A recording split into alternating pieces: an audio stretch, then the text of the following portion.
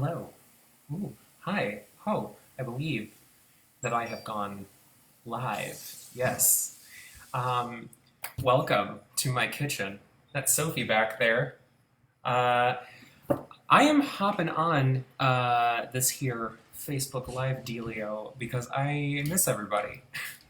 I haven't seen a lot of people in a while, and I have a tendency of burying my head in the ground during times like this. Like I get off all social media.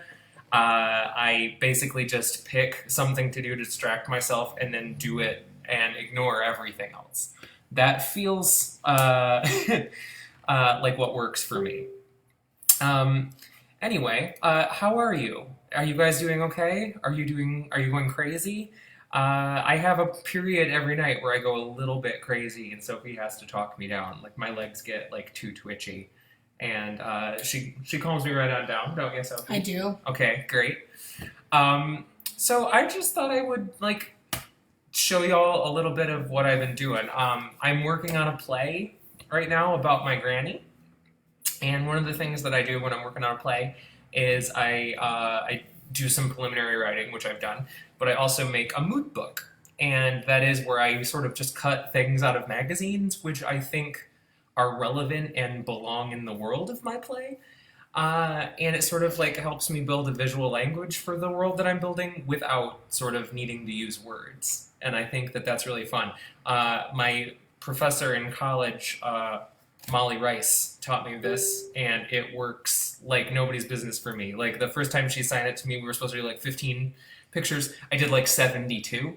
I kind of can't stop doing it when I'm in the mode.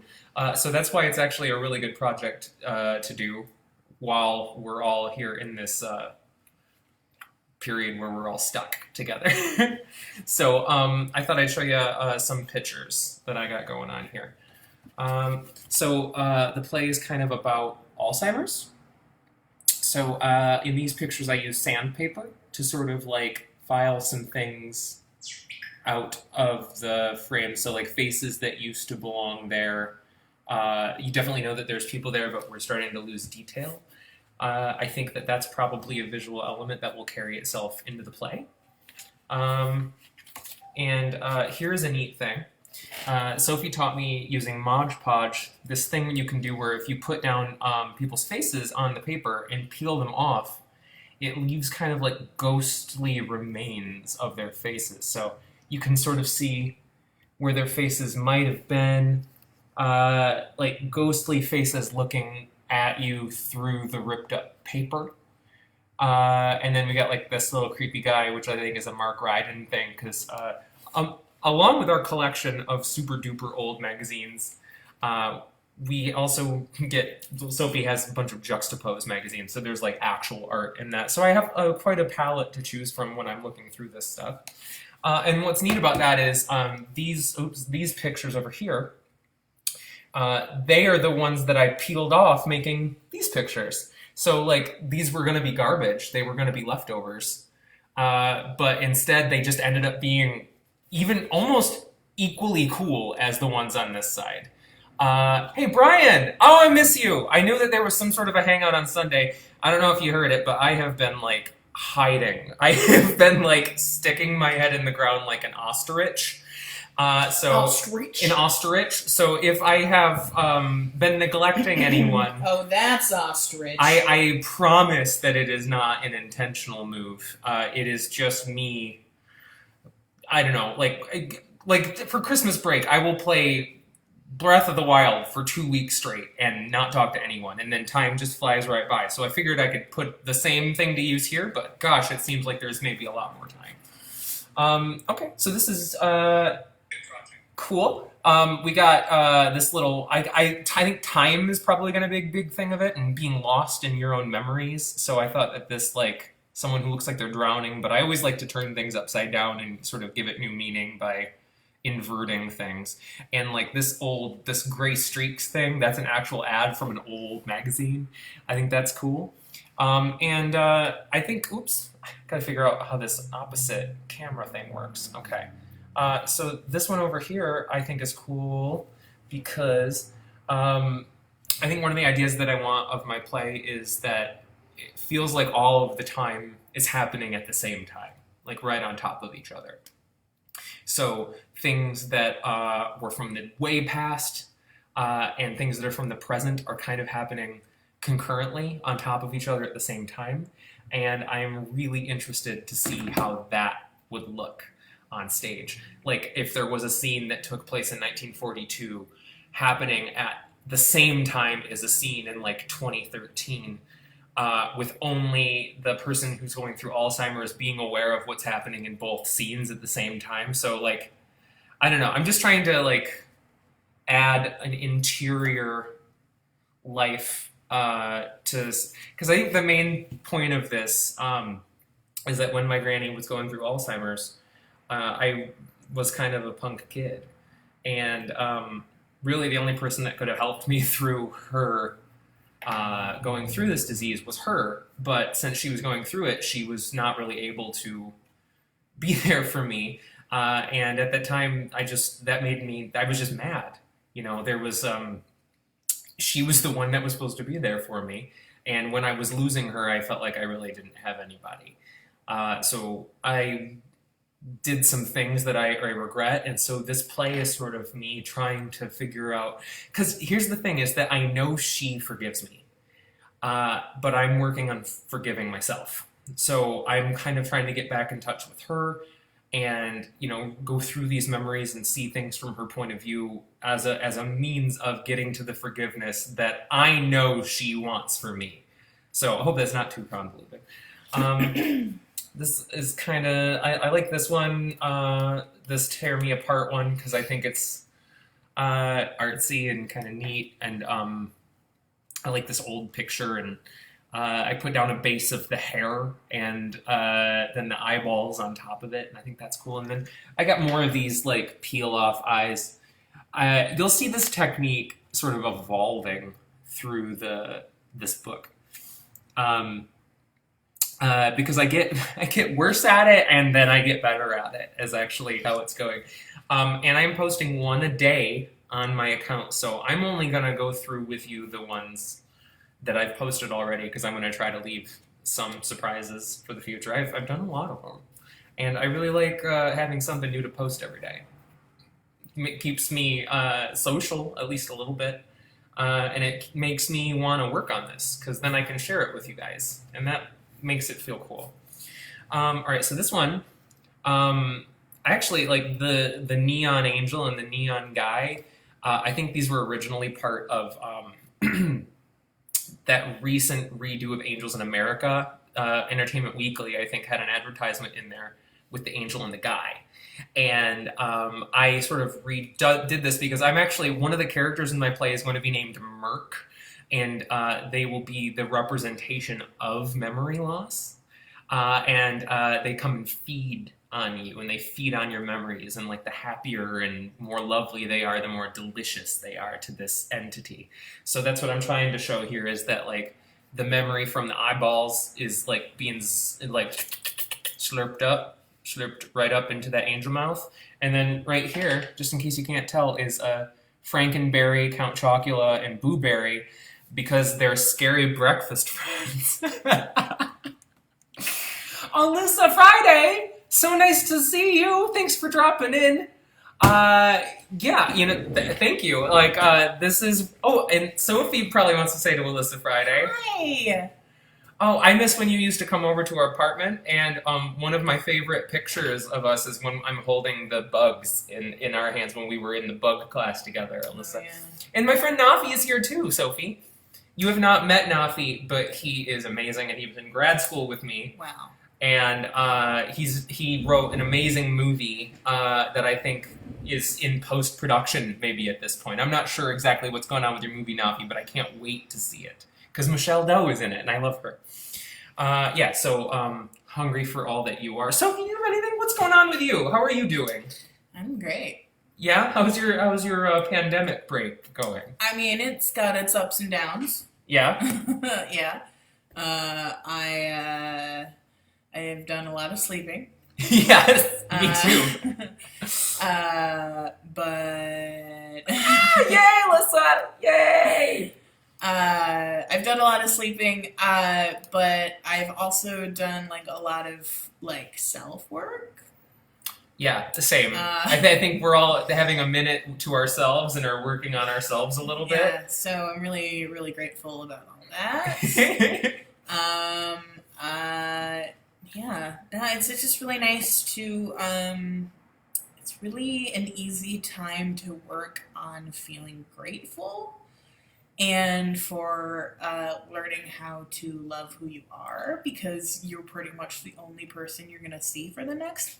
That's a really good point. I'm really glad that I'm great company for She myself is. and for others, but She's I'm great I'm company. good self company because one, my sense of humor is right up my alley. Mhm. I think I'm hilarious. Somebody has to think you're funny. It's me, and it's me today. It's also me. Yeah, and I also think that she's funny too. Yeah. What we're watching Tiger Man, Yeah. Tigerman, Tiger person. and Sophie don't care for it too much. I don't know. We're 2 episodes in, and I think they're all crazy. Well, okay. Here is my issues with it. If you want me to get on my soapbox, which I think you do. Well, you want to since talk you about? Let's started talk about talking Tiger about Man. it. Let's talk about Tiger Man. Okay. So we're only 2 episodes in, so I have no idea if this changes later on. But there haven't been like a lot of experts that have come in to talk about. Like, Look, that's been all experts in the Tiger field. None of them. Like, are they? I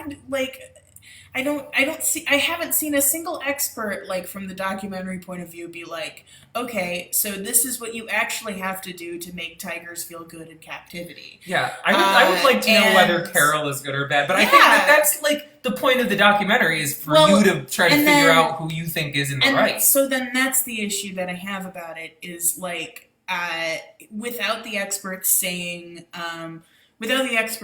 like specifically what is the right thing to do for these animals, it's really just a documentary that is about crazy people.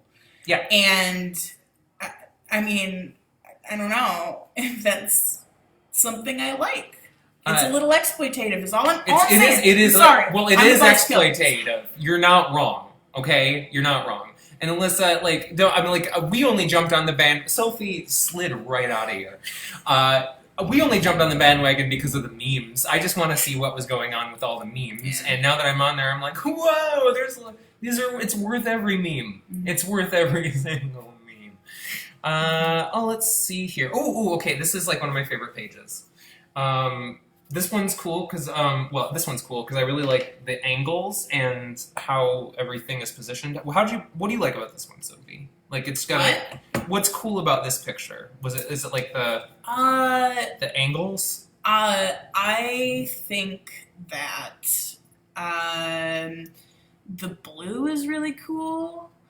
And this going here, I am the wrong person to ask. You went to art school. What are you talking about? I went to art school, but like you did this for grades. Yeah, all right. So well, when I was in art school, I wasn't very technical. I was just like, oh, I like this, and then I like this. I mean, that's really at the end of the day what artists are doing, isn't it? I like this. Okay, well, this one's my fave because like. And then I like. Okay, all right. I like this one because I did a really good version of the peel thing.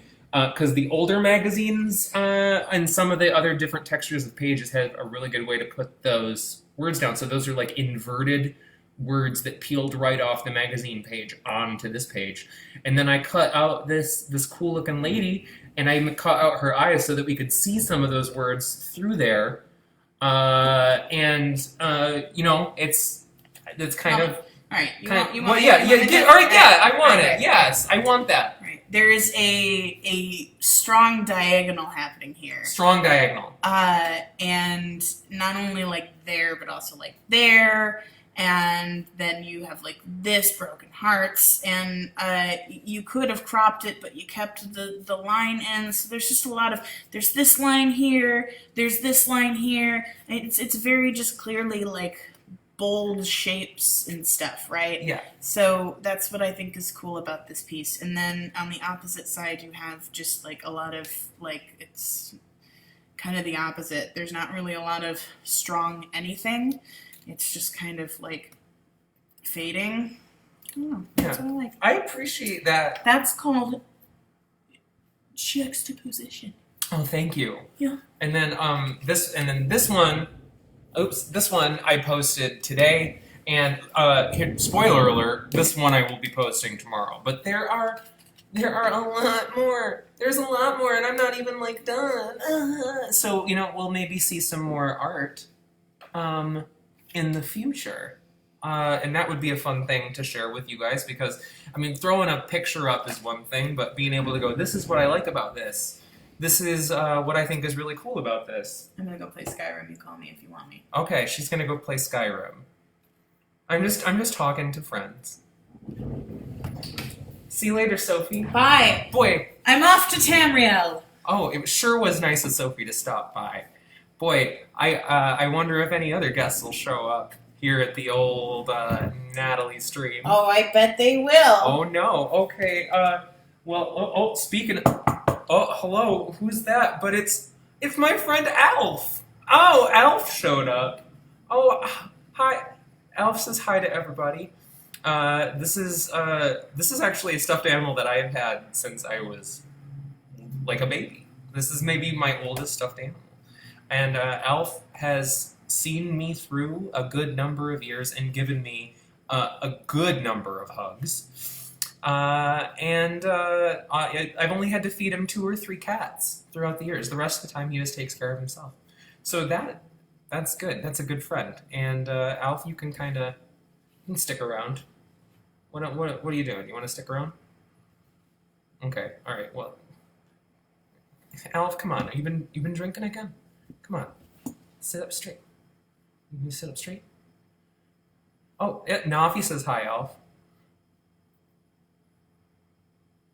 Alf says hi, Nafi. Okay, great. Look, Coots. What have y'all been reading during the pandemic? Here's a little something I've been picking up. Sophie's been on to this for a while, but I'm kind of a little bit new to the mix. This is a graphic novel, The Wicked and the Divine, and it is about every 100 years or something, a group of like 18 to 20-year-olds, they become gods, and in our world, that is the gods are pop stars. So they are able to they'll be loved, they'll be hated, but all of them will live amazing lives for 2 years, and then all of them are going to die. So they have these amazing concerts that really shape people. I want to show you my favorite, Amaterasu. She is putting on a full concert right there, and people are digging it. And I want to show you the way that her face is painted, because if I ever cosplay, honestly, I would love to be her. Yes. Boom. How, I want to do that eye makeup. That is the coolest thing. Tell me that's not amazing. But yeah, highly recommend. I will keep recommendations coming if people are looking for things. I think I might do Fargo season 3. I've done the first 2, but I fell off before the 3rd season, so I thought I would maybe give that a little shot. Then you maybe want to wrap this up with some maybe some poetry. I am working on like I said, I'm working on this play about my granny, and so I'm doing a lot of writing. So what I do first before I even do the mood book is I just write a bunch of poems, and all of the poems are sort of hyper focused in on specific memories or ideas that I have about it, so that when I get to the point where I'm sort of shaping it with an outline and trying to figure out what the scenes are going to be, I've got all of these little emotional kernels sort of already ready to go. And that way I can work on structuring things instead of creating things, which works for me. Maybe it'll work for you. But I'm gonna just grab a random poem out of here, and this one is called "A Puddle Somewhere." Where do our lost memories go? Is there a place, a file, a puddle somewhere? Energy cannot be created or destroyed. So are memories an energy? We say that we make memories, but I wonder if that's true. Do we create a memory, or is the raw energy of an experience recorded and converted into memory? If experience becomes memory, then what does memory become? Sandcastles at high tide, slowly ebbing and flowing away into the infinite ocean of ether? Perhaps it is the ether that connects all humans. Is that where memories go? When we die with longing, does our longing enter the ether until it comes back out as some new person who acts with intentions that they themselves cannot explain? Is this why I need to act and write? Am I getting this need from some unfulfilled life in the past? Perhaps this is a game called fulfillment, and some greater being watches our longing echo through the centuries and our many lives, prompting us all to do good and evil alike until a state of rest can be achieved. Are our lives an unresolved math problem trying to find something to zero out the remainders? Memories and experience, momentum and inertia. We live our lives on a billiards table, just waiting for the solids and stripes to stop moving and rest. All right, that was that poem. That is just some sort of ideas that I'm kicking around for my play about my grandmother. This has been great. I'm so glad that Nafi and Friday dropped by. Some of you may watch this later. I would love all of your comments. I am considering starting a YouTube channel. I might do poetry. I might do monologues. I might just talk about art or just talk about what I'm doing. I'm not exactly sure. What would you guys like me to do? I will take suggestions because I'm still figuring it out. But honestly, I've been wanting to have an online presence like this for a while. But I've been like putting it off and putting it off and putting it off, and now I really have no excuse. So, and I miss everybody. So this would be a really great way to connect with people and not just completely disappear into myself for the rest of this pandemic. That's the goal. So keep messaging me. Keep me here. Don't let me go away. Here's an update. I do work at Center Theater Group, and we do still have our jobs. For the moment, we will still be calling people, but we'll be working from home. So that will be a fun new thing that I've never done before, and we'll see how that goes. I'm very excited about the opportunity to make myself a cup of tea and just get into a comfy chair and just get to dialing. That kind of sounds exciting. It sounds like manifest destiny. It sounds like taking my life and my living into my own hands and making something happen. So that's good. Oh, thank you. Thank you, Alyssa, and thank you, Nafi. I love you both. I'm so glad that you were here. I think I'll leave this for now. But thanks for stopping by my kitchen. It's actually my bistro. It's Nat's Bistro. I do have branding on all of my spoons and spatulas. So hey, stay safe. Don't freak out. Just breathe. Everything's gonna be okay. If you need to talk to somebody, you can talk to me. Give me a call. I'll be around, and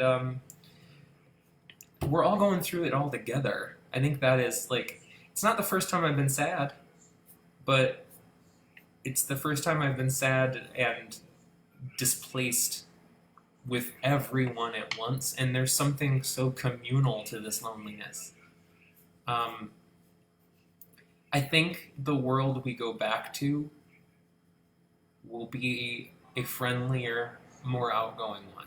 Or at least I think that that's what I would want my life to be after this. Um, I mean, like, I'm a homebody. There are plenty of nights that I'm like not wanting to visit people or go places, and I just come home. And now that's what I have to do. So it's making me sort of look at those choices. But I'm not, like if I'm tired, I can just go home. I'm not giving myself a hard time about it that way. But I wish that, you know what? I'm going to put myself out there more. I think that's what I've learned. I'm going to say yes to things more. So that's good. Hey, I hope everybody's going good. I hope we're all figuring out a way to be okay. Even though a lot of our projects got canceled. I mean, probably all of our projects got canceled. I know we all have our own thing, but man, we had a serial killers coming up. Episode 5 of Raise Your Hand from the Dead. Episode 5, fingers. We got to the whole, all 5 fingers of the hand.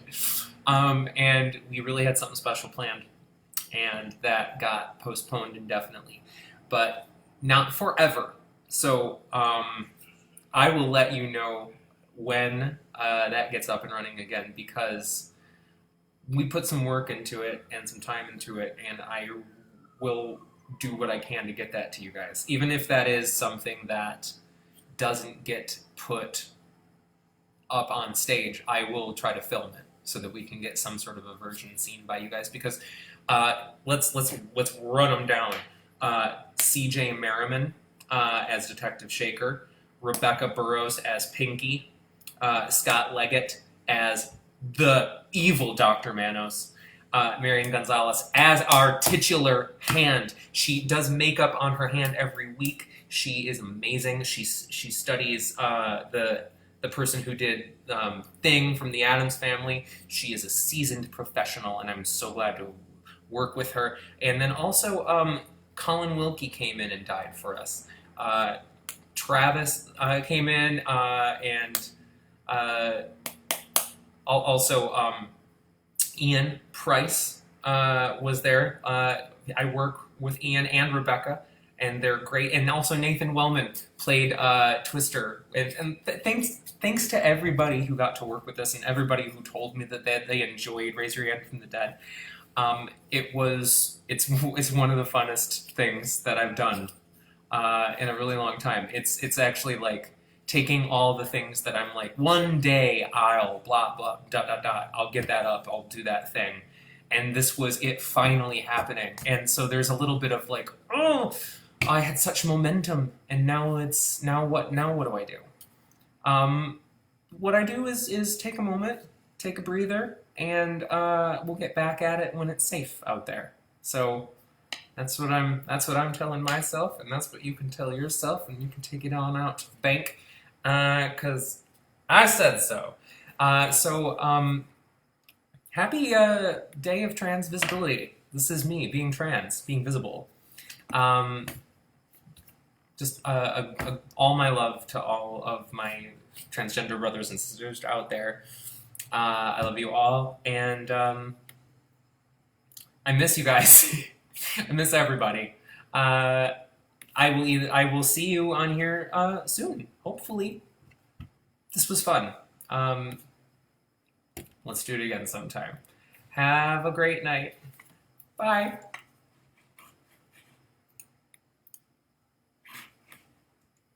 Soon, hopefully. This was fun. Let's do it again sometime.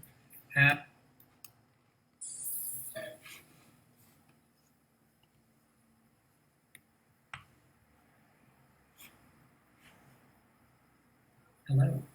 Ooh, hi. Oh, I believe that I have gone live. Yes. Um, Welcome to my kitchen.